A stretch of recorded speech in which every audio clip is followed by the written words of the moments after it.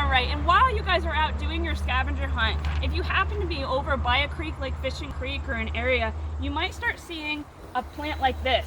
Now this plant kind of looks like bamboo, but it's not bamboo. This is called Japanese knotweed, and you can see it just covers the whole area along the stream. So these have some really, really big leaves. This time of year they're actually starting to flower, and you might find a lot of bees on this plant. But if you actually take a plant, now this is a live one, so you might not see it as well. But if you take a plant and cut it in half, you'll see that it's actually hollow on the inside.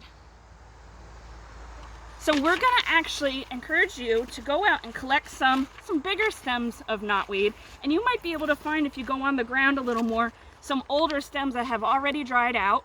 If you can't find dried out stems, just take some stems that you have off a live plant. You might need a couple of days in the sun to dry it out.